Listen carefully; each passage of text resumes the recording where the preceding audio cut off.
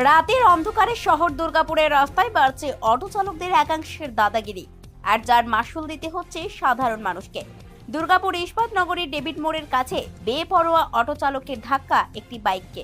কৃষ্ণা প্রসাদ নামে আহত ওই ব্যক্তিকে দুর্গাপুর ইএসআই হাসপাতালে ভর্তি করা হয়েছে। স্থানীয়দের অভিযোগ, রাতের অন্ধকারে অটো চালকদের একাংশে দাদাগিরি চরমে ওঠে।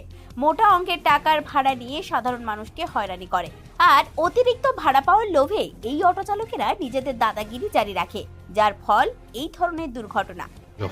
ঘটনাটা ও এক পাশে দাঁড়িয়ে আস্তে করে টার্ন নেওয়ার জন্য স্লো হয়ে গেছিল, একদম রাস্তার পাশে। কিসে যাচ্ছিল? ও মোটরসাইকেলে ছিল, যার লেগেছে। আচ্ছা আর ওই দিক থেকে একদম উল্টো দিক থেকে অটো আসছিল।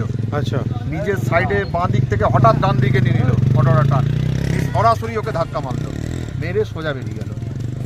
সরাসরি ধাক্কা মানে সরাসরি একদম মানে আমার পাশে গিয়ে মারলো, ওর পাশে মুখোমুখি মুখোমুখি ওর পাশে মারলো, ওকে গিয়ে পাশে ধাক্কা দিল ওর অটোর পাশ দিয়ে। অটোর নাম্বার কি দেখেছেন? না না, অটোর নাম্বারটা দেখতে পাইনি আমরা, তারা অন্ধকার ছিল, আমরা দৌড়ালাম। এখন কি দাবি রাখছেন?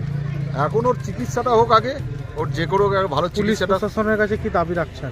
পুলিশ ধরুক, অটোওয়ালাকে ধরুক, ধরে শাস্তি দিক এত রাফ ড্রাইভিং এর জন্য। বলছি এই স্থানীয়দের দাবি, রাতে পুলিশি টহল বাড়ানো হোক, নচেত অটো চালকদের দাদাগিরি বন্ধ হবে না। দুর্ঘটনার পর অটো চালক পালিয়ে যায়।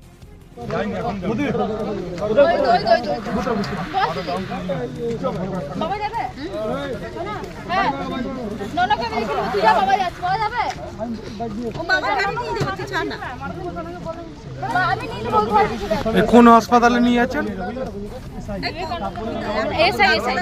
ইএসআই।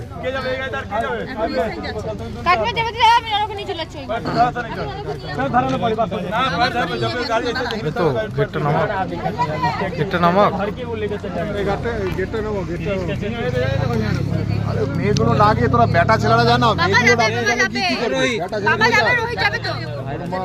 লাগে দুর্গাপুর থেকে অনুরাধা সেনগুপ্তের রিপোর্ট, খাঁটি খবর।